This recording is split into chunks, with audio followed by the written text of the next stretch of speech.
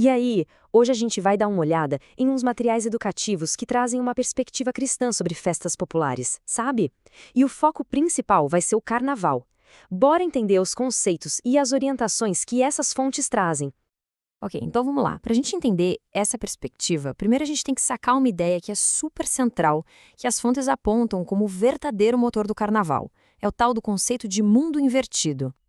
Então, segundo essas fontes, essa lógica não é de hoje, não. Ela vem, olha só, de celebrações bem antigas, como as saceias lá na Babilônia.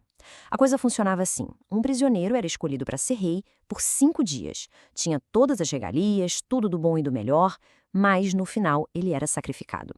Para pensar nisso um pouco. Por um tempo, as regras sociais não só mudam, elas são completamente ignoradas. O escravo vira o chefe, o Zé Ninguém vira nobre, é a realidade virada de cabeça para baixo. Literalmente. E hoje em dia, essa mesma ideia de inversão aparece como? Nas fantasias, nos comportamentos. As pessoas aproveitam para assumir papéis que não são os delas no dia a dia, sabe?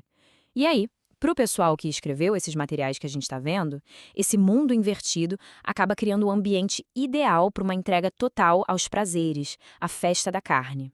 É tipo uma grande celebração antes de começar o período de restrição da quaresma. Beleza. Agora que a gente entendeu essa ideia de inversão, vamos ver como ela se encaixa numa divisão maior que as fontes fazem. Uma divisão entre dois tipos de festa. Mas antes, a gente precisa definir uma palavra importante aqui: pagão.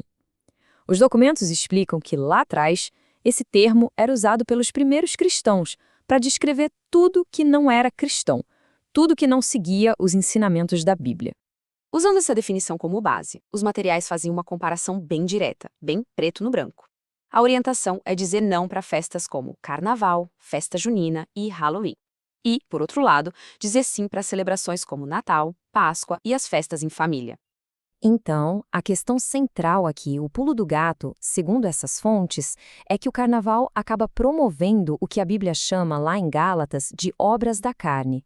E essa lista, olha, inclui coisas como imoralidade, impureza, idolatria, enfim, atitudes que seriam um jeito de se afastar de Deus. E para deixar bem claro por que essas festas são vistas como perigosas, as fontes usam uma analogia, uma historinha bem simples. É a história do rato Roy. Ele é descrito como um ratinho bem curioso, mas que age muito por impulso, sabe? Não para pensar muito no que pode acontecer depois. Então, o Roy sente aquele cheiro de comida, um cheiro tentador. E o que ele faz? Corre direto para lá, sem nem pensar duas vezes. Ele chega na comida e, plac! A ratoeira fecha. Aquilo que parecia uma coisa boa, um prêmio, era, na verdade, uma baita armadilha.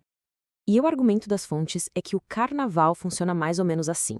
A música alta, as fantasias super coloridas, os carros alegóricos, tudo isso seria a isca, entende? Uma isca que atrai as pessoas para algo que eles descrevem como uma armadilha espiritual. Essa história do rato se conecta direitinho com a ideia do carnaval ser a festa da carne. Para reforçar, as fontes até citam um versículo, Romanos 8:8, que diz que quem é dominado pela carne não pode agradar a Deus. Ou seja, eles colocam a festa como algo que vai na contramão da vontade de Deus. Ok, depois de mostrar a armadilha, os materiais partem para apresentar o que seria a alternativa, o caminho certo a seguir.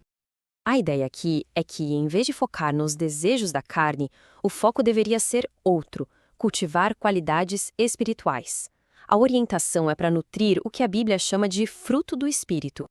E o que é bem interessante aqui é o contraste, claro. Se de um lado a gente tinha a lista das obras da carne, aqui a gente tem 9 qualidades que seriam o resultado de uma vida espiritual. Amor, alegria, paz, paciência, é como se fosse o oposto exato daquela primeira lista, sabe?